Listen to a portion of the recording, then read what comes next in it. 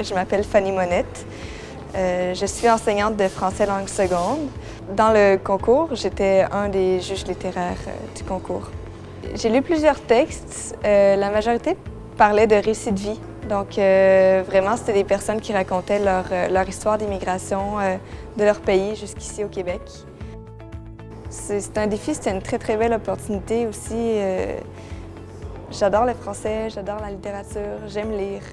Puis j'enseigne le français langue seconde à des gens qui veulent l'apprendre, cette langue-là. Donc, pour moi, savoir ce que ces gens-là vivent ou ce que ces gens-là ont à dire, je trouve ça très, très intéressant. Donc, être la première à lire ces textes-là, c'était une chance inouïe pour moi. Bien, c'est important d'avoir une langue commune. Puis ici, au Québec, la langue principale, c'est le français. Donc, c'est important pour eux de parler français.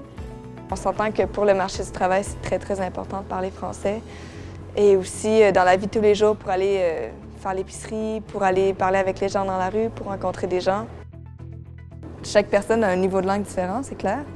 En fait, il n'y a personne qui parle parfaitement une langue. Il faut commencer en se disant ça.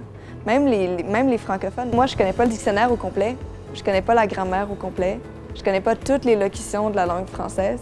Il n'y a personne qui connaît toutes les locutions de la langue française. Donc, à partir de là, on peut se dire quelqu'un qui parle bien français, c'est quelqu'un qui est fluide.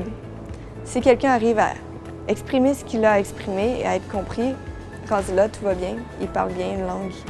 Donc, jusqu'à dire qu'un immigrant parle moins bien, ça fait 30 ans qu'il vit ici, il communique, il travaille en français, il fait tout en français. Et on dit « Ah non, il parle moins bien, il y a un accent ». L'accent ne fait pas la langue. Et dans toutes les langues, il y a des accents. Dans chaque région, il y a un accent différent. Juste de Montréal à Laval, il y a des différences de locution. Si on s'en va jusqu'au Saguenay, on va trouver des accents différents. Dès qu'ils peuvent avoir une conversation, je les encourage à continuer à aller le plus loin qu'ils peuvent dans cette langue-là. Puis surtout qu'ils ne soient pas gênés de parler avec leur accent parce que de toute manière, tout le monde a un accent, même les Québécois.